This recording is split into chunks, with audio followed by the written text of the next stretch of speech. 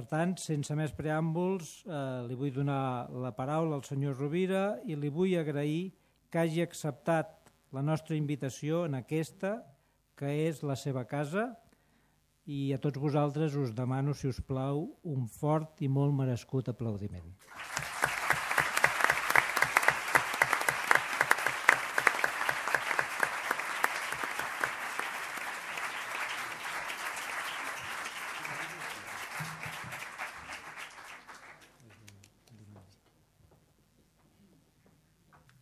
Excel·lentíssim i magnífic senyor Daniel Serra, rector en funcions de la Universitat Pompeu Fabra, senyor Xavier Gibert, secretari general d'Empresa i Ocupació, senyor Xavier Quadres, director d'ESTI, senyor Nacho Dualde, gerent d'aquesta escola, benvolguts amics, exalumnes, familiars i familiars meus.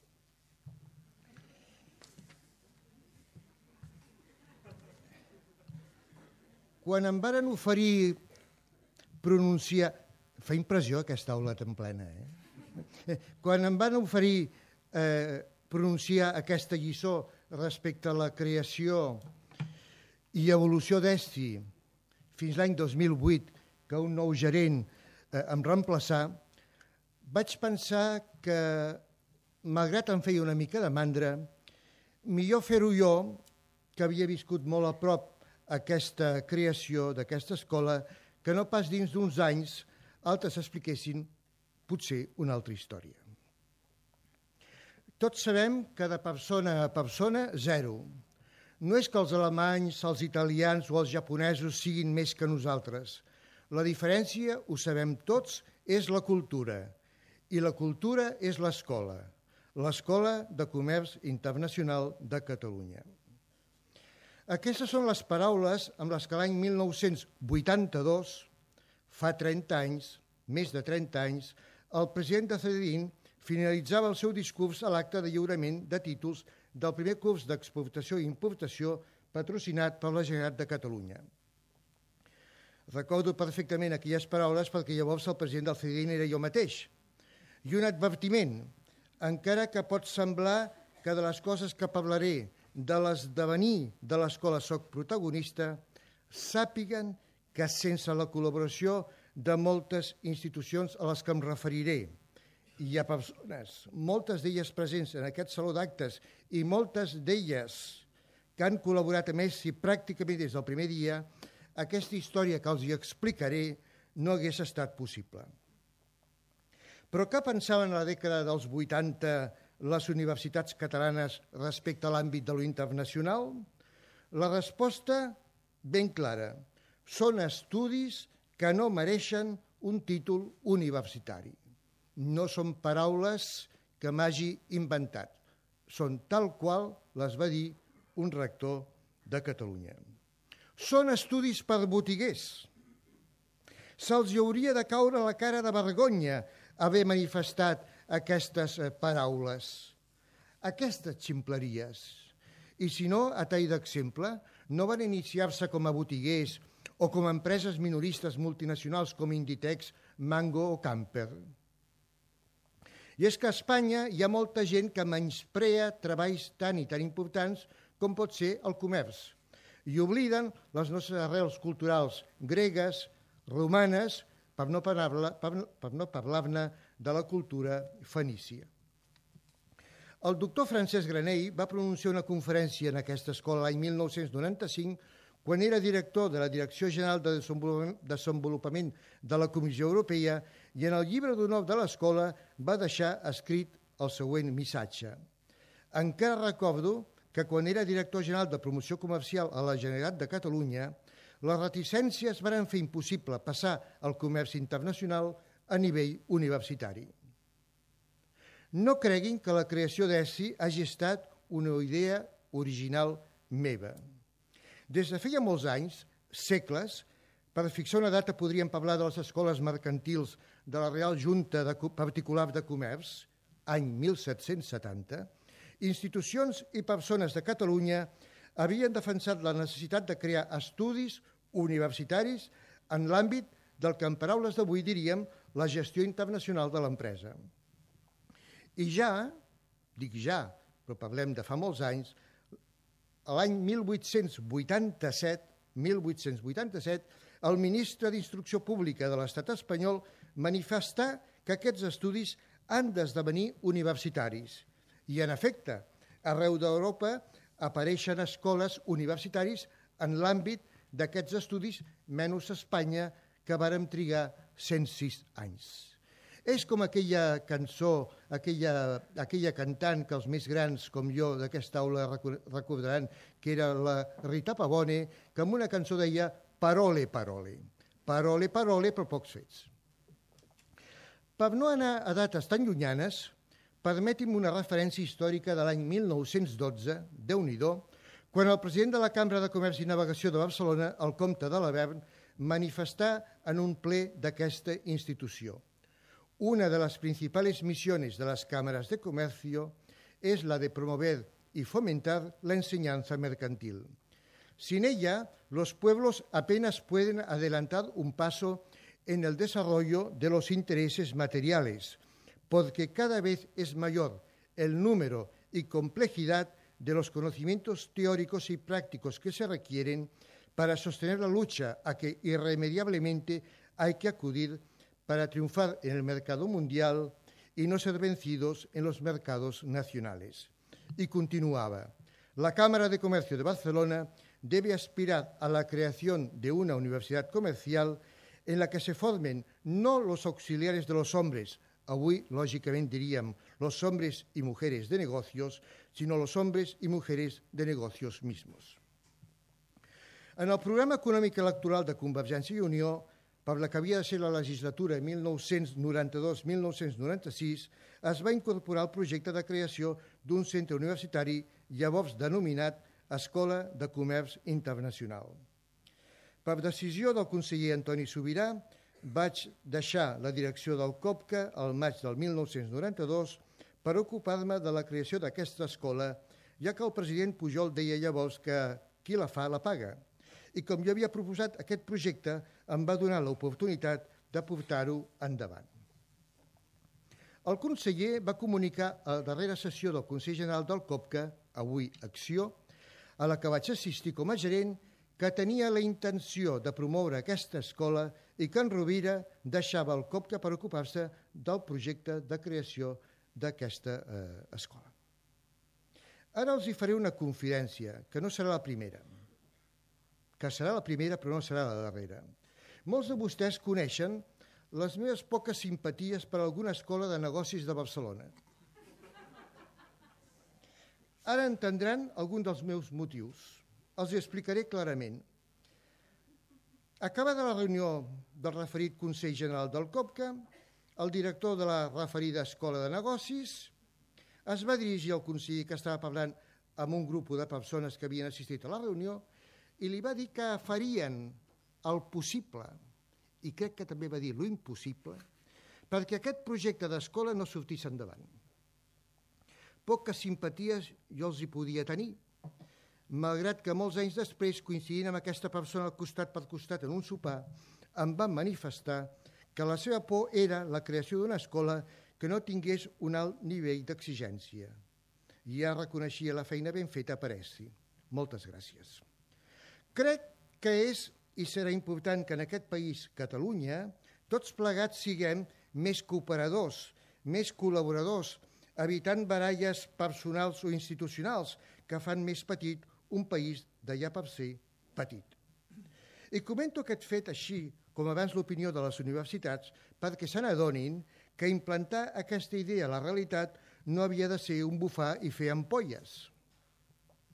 I ara que tenim la idea, amb quina universitat assolim un acord?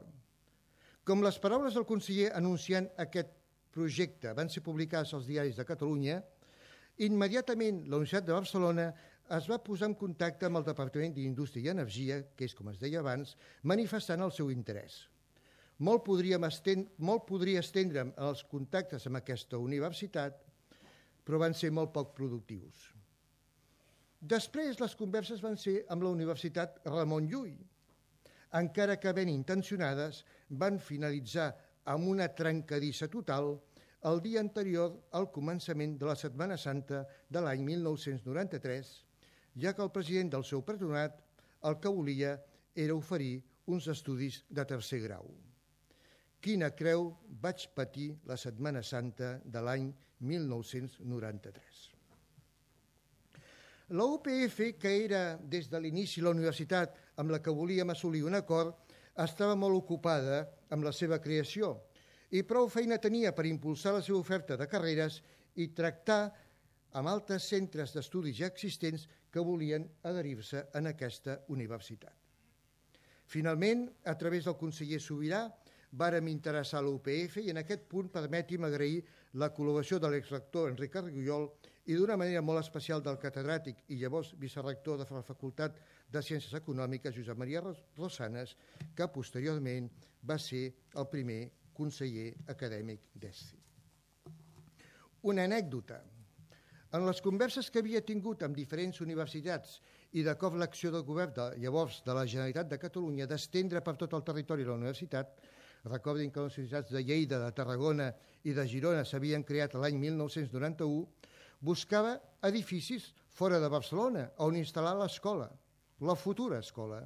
I havia estat visitant edificis a Terrassa, a Esplugues, a Granollers, també a Sant Just Desvern. Una de les condicions innegociables que va imposar la UPF va per assolir un acord amb ESEI, que era el nou nom que estàvem utilitzant, era que l'escola havia d'estar a la ciutat de Barcelona. Mentrestant jo, que no podia esperar per adquirir l'espai per l'escola, a conèixer amb quina universitat assolíem un acord, ja havia arribat pràcticament a un conveni amb el representant de les Hermanes de la Caridad Dominicas de la Presentació de la Santíssima Virgen per adquirir, es diuen així, per adquirir un convent d'aquesta congregació a Sant Just Desvern. I fins i tot ja havia desplaçat a les 3 o 4 germanes que quedaven a una altra residència de gent gran, amb la creença de que signaríem l'acord de compra-venda. Em vaig tenir que desdir. Quina vergonya.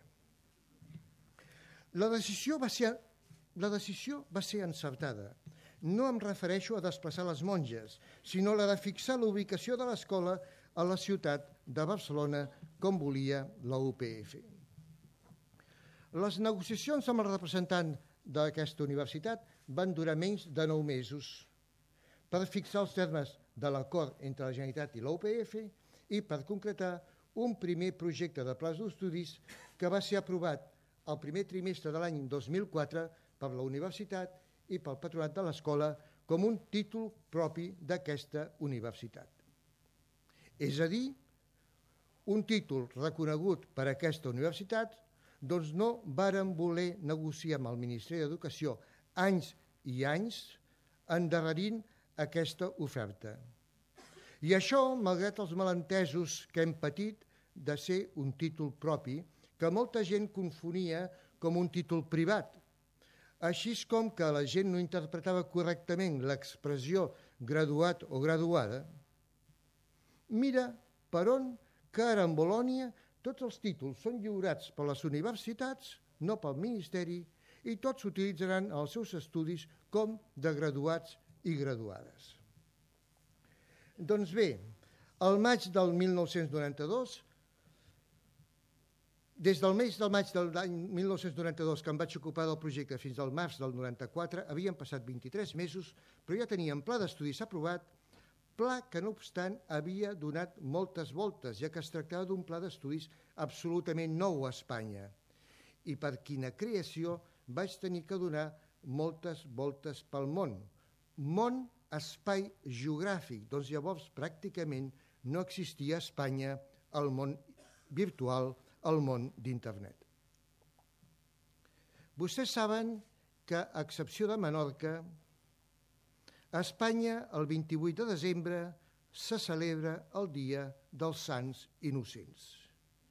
Però vostès, hi ha exalumnes que tenen una visió global i perquè no diguin que parlo incorrectament sobre aquest tema dels Sants Innocents, ja sé que el 1 d'abril els països a França i els països anglòfils doncs fan el seu Fool's Day o el Sant Poisson d'Abril. Però bé, ara ens referim a Espanya. Doncs bé, segons decret de data 28 de desembre de l'any 1993, ara fa quasi 20 anys, es crea el Consorci ESCI fundat per l'UPF i la Generalitat de Catalunya. Aquesta ha estat, crec jo, l'única innocentada d'aquesta escola. I, naturalment, en aquest decret no es deia la localització d'aquest centre universitari, doncs encara està per decidir. El més calent al respecte estava a la Iuera. Al matí del 19 de gener de 1994, a primera hora, em vaig desplaçar, perquè va ser aquest dia quan es va publicar el DOC, el decret de Constitució, em vaig desplaçar al carrer de la Rambla dels Estudis 118, on estava la llibreria de la Generalitat de Catalunya, per adquirir el diari on es publicava la creació de l'escola. Vaig sentir una sensació estranya, un fred extern tremendo. Aquells dies a Barcelona havíem patit temperatures molt baixes, com feia temps que el termòmetre no registrava, i per dins, cregui'm, una eufòria fantàstica en veure com aquella escola per la que des de feia molts anys i segles havien lluitat persones i institucions de Catalunya, era ja una realitat. Recordant-ho, aquell moment encara m'emociono. Sí, però si pretenem començar les classes al mes d'octubre de 1994, recordin que estem al gener, a on ens instal·lem? Ja hem tret fora les monges, ja sabem que hem de tornar a Barcelona, no m'entretindré a explicar-vos les moltes ubicacions que vaig visitar a correcuita per la nostra ciutat abans de decidir-nos. I solament recordar que ESCI durant els 2 primers anys vàrem estar de lloguer a l'edifici conegut per l'edifici Hàbitat a Diagonal Tusset, posteriorment 2 anys a Balmes Rosselló i finalment a partir del curs 98-99 en aquest edifici Passeig Pujades número 1. I per cert, com es decideix el nom d'ESCI? No de l'ESCI, el nom d'ESCI, perquè amb les meves paraules anteriors també he utilitzat els noms d'Escola de Comerç Internacional, el nom d'ESEI, i la darrera proposta que barrejàvem i que semblava que seria la definitiva era ESUCI. ESUCI. No sé de qui va ser l'idea. Amb bon criteri, l'assessoria jurídica de la UPF em digué que dins de la imaginativa, com s'ha vist, estudiantil, era fàcil esborrar la primera lletra, la E, i afegir edat, i llavors podrien trobar-nos amb logos o grafitis que digués societat. Clar que en el tercer curs ja estan a Balmes Rosselló, no vàrem preveure que en un rètol que hi havia a la paret indicant on estava la direcció, fàcilment canviant les 2 primeres lletres i tal com va succeir, esdevenia un rètol que indicava erecció. Francament, la broma no em va agradar. I és que trobar els noms més adients no és feina fàcil. No m'estranya que en el món actual hagi un nou ofici laboral com és el de nomenador. ESCI finalment va ser el nom triat, no em preguntin per què, segurament perquè ja ens havíem desdit de tots els altres. ESCI sempre hem intentat estar avançats en les noves tecnologies i hem de recordar que l'única escola que demanava l'any 1994 que els alumnes vinguessin a classe amb portàtil, amb mòdem, era la nostra escola. Sí, jo ja sé que vostès això del mòdem potser ja no saben el que és, però... I això, malgrat hi havia, i hi ha, torno a dir-ho, molta imaginació entre la joventut, havia de patir, per exemple, rebre missatges electrònics ofensius o pujats de to enviats per teòrics alumnes, professors o professores que del missatge tramès per algun brètol no en sabien res de res i no sabíem com excusar-se. No sempre aquesta exigència del portàtil ha estat ben entesa. Un exemple, en una jornada d'orientació acadèmica que tingué lloc a Tàrrega, quan vaig manifestar davant d'uns 200 estudiants, estic parlant dels principis dels anys 90, que a la carrera de Comerç Internacional hi havia assignatures explicades en anglès i que era obligatori el portàtil, crec recordar que el més maco que em van dir va ser que érem uns fantasmes. A l'inici de quasi tot projecte empresarial o institucional, el que no sobren són diners. I aquesta també era la situació d'ESCI. No tenien prou diners per comprar el solar i construir un edifici. I a més, les aportacions promeses per algunes institucions no van ser les previstes inicialment, perquè això de la crisi ja fa temps que també patíem. I d'altra banda, les cambres de comerç, que després sí que varen aportar finançament, estaven llavors negociant amb l'estat espanyol el que era llavors el recurs cameral obligatori. Finalment, a l'any 95 es fa l'adquisició del terreny aquest on està aquest edifici en base a un dret de superfície, és a dir, pagant un cànon anual pel terreny.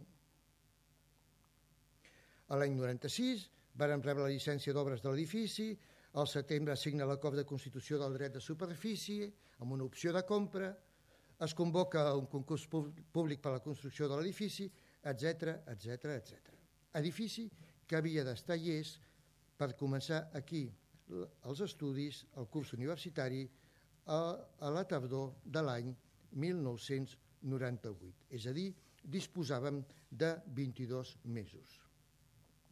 Pot semblar que va ser una construcció ràpida, però explicaré alguns inconvenients que van dificultar la disponibilitat d'aquesta casa. El primer que fas, quan vols enderrocar un edifici, és posar unes tanques. I vam posar les tanques al voltant del solar, però el recinte tancat, a ell van entrar els ocupes. I ara què fem? Com en un estat de dret no pots treure de la teva propietat, i menys amb violència o coacció, a ningú que vulgui marxar, l'arquitecte d'aquest edifici, Rafael de Cáceres, em va dir: s'ha de negociar. S'ha de negociar que marxin, facilitant una camioneta i portar-los on ens diguin. Així es va fer. El problema per un altre. Una altra dificultat. Abans de construir l'edifici hi havia, com he dit anteriorment, un edifici de l'Ajuntament que s'havia d'enderrocar. I quan es varen començar els fonaments van aparèixer esquelets dels temps dels romans que alguns periodistes mal informats amb les seves cròniques van qualificar de cadàveres. I ja poden suposar l'incidència d'aquesta notícia.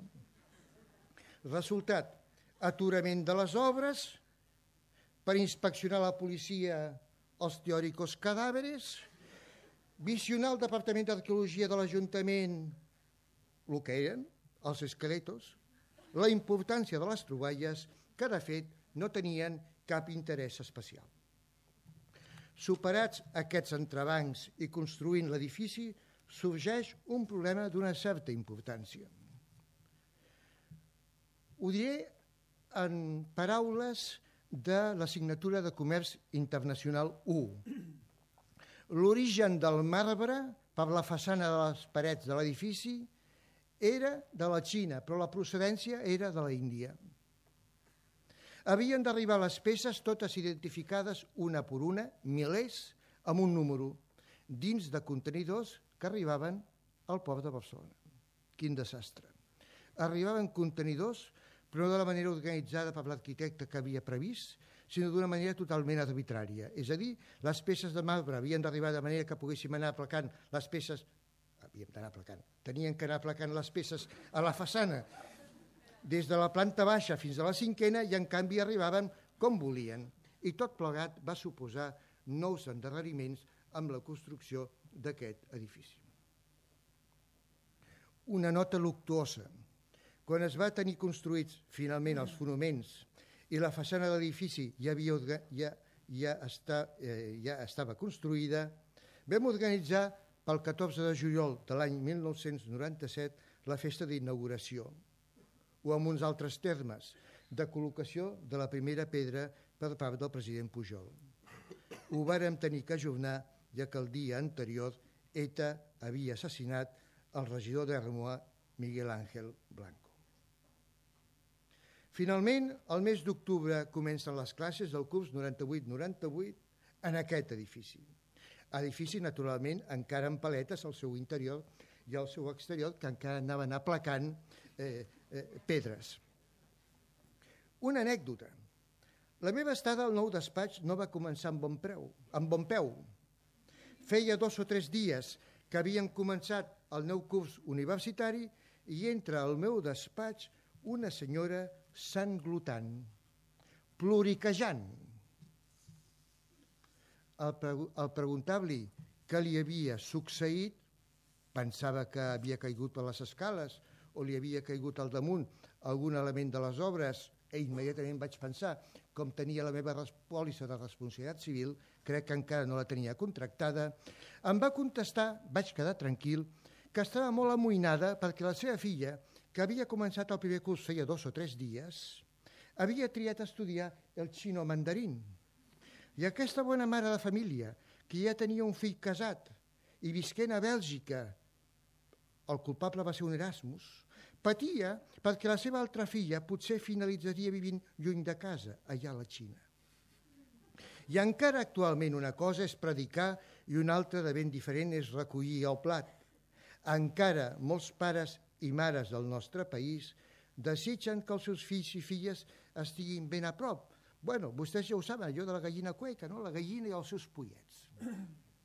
Segur que vostès no són d'aquests. Al juliol de l'any 1998, mentre s'intentaven gestir les obres d'aquest edifici, 31 dels 60 alumnes de la primera promoció de la carrera de Comerç Internacional que havien començat a Diagonal Tuset, havien seguit a Rosselló Balmes, van finalitzar els estudis en el mes de juliol.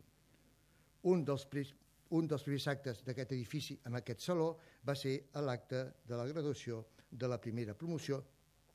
Entre els alumnes estava l'actual gerent d'ESI, Nacho Duali. Com el cost del cànon pel dret de superfície feia pupa, llavors els índexs dels preus, els IPCs, eren de 2 dígits, el patronat decideix l'any 2000 negociar la compra del terreny sol·licitant un préstec hipotecari. Tornem-hi. Aprovació dels uns, dels altres, negociacions amb l'Ajuntament, amb entitats financeres, etc. I tot finalment queda enllestit a l'any 2002. Una de les 2 persones amb les que vaig negociar els diferents acords de dret de superfície i posteriorment de compra del terreny i que treballava al Departament de Patrimoni de l'Ajuntament de Barcelona és avui, actualment, el gerent de la UPF. L'altra persona amb la que vaig negociar era el sogre d'una de les professores de l'escola. I és que, com dic habitualment, Catalunya és molt petita i ens coneixem tots. Joves i no tan joves. Sempre recomano no criticar mai a ningú que no estigui present. Doncs molt probablement la persona que t'escolta coneix la persona criticada. L'any 2002 va ser també especialment important perquè la UPF va decidir delegar a ESTI la llicenciatura de segon cicle d'Investigació i Tècniques de Mercat, que mai a la vida universitària d'Espanya s'havia delegat la seva oferta d'una llicenciatura de segon cicle a un centre adscrit, amb el que, a més, esdeveníem un centre universitari Erasmus. I l'escola creix i creix, i a partir de l'any 1998 comencem a oferir cursos de formació contínua amb la col·laboració de la Cambra de Comerç i el CDIN, i a partir de l'any 99-2000 els diferents títols propis de màster en negocis internacionals, postgrau, curs superior en comerç internacional, ara màster en comerç exterior, lideratge femení i el màster en retail internacional. Seria inadmissible, per la meva part, no reconèixer empreses i institucions que des de l'inici d'ESTI van donar el seu suport econòmic i moral a aquest projecte, fins i tot abans d'estar publicat en el Diari Oficial de la Generalitat de Catalunya, com van ser PIMEC i CEFES. que quan encara tenien vida pròpia aquestes dues patronals, van decidir incorporar-se al patronat de l'escola. I en aquest punt, unes paraules d'agraïment molt especials al senyor Ramon Vila i unes paraules d'agraïment molt sentides al senyor Josep Lluís Francesc, que avui, amb tot mereixement, rebrà el guardó d'honor d'ESTI. Sense oblidar-nos, ni molt menys, de l'Autoritat Portuària de Barcelona, del Consell de Cambres de Catalunya, de la Cambra de Comerç de Barcelona i empreses com Esteve, Fluidra, DAM, Xupa-Xups, Soler i Palau, Groe i a l'empresari Eduard Soler i la seva Escola del Treball del Ripollès. Totes elles i tots ells amb un gran sentit del que avui diríem responsabilitat social.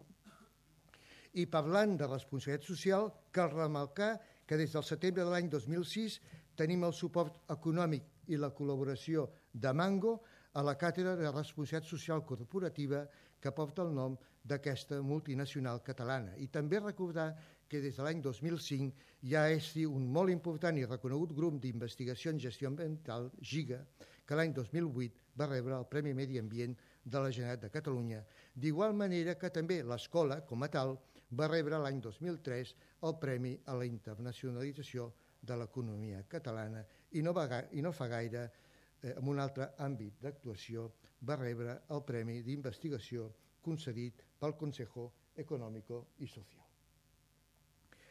Per finalitzar, unes reflexions. Tots coneixem que des de l'any 2007 patim una crisi econòmica molt profunda. Hi ha qui considera aquesta crisi com si fos una crisi bíblica. Recordin, les 12 plagues d'Egipte, sense consum, sense inversió, sense finançament, sense ajuts, sense sostre, sense seguretat, sense ànims, sense esperança, sense esperit, sense confiança, sense feina i sense expectatives de futur. Francament, no veig que vostès, exalumnes d'ESI, hagin de patir aquesta crisi.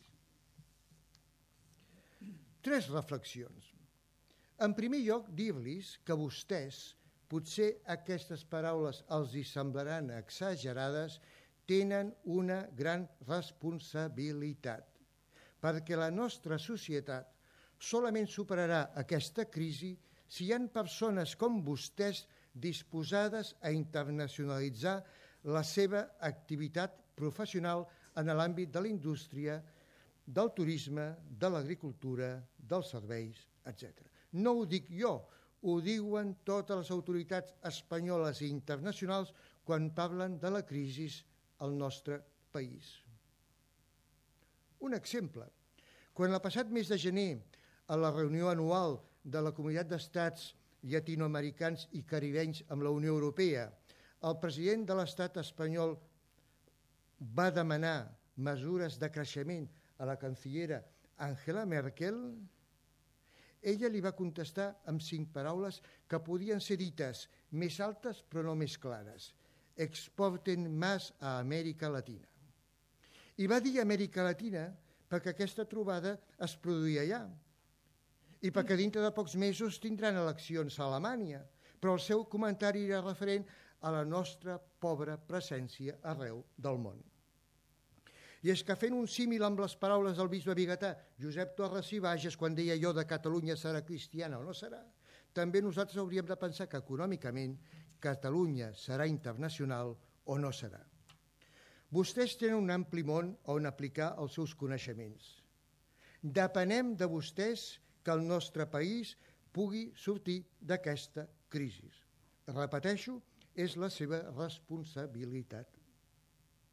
Segon, quan un alumne finalitza els seus estudis universitaris, siguin els que siguin, sempre es qüestiona si en sap prou per exercir professionalment. Facin confiança en el que els diré.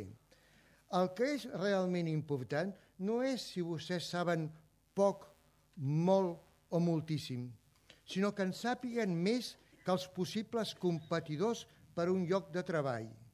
I els hi puc ben assegurar que a Espanya, com a mínim a Espanya i en l'àmbit internacional, vostès són els millors preparats.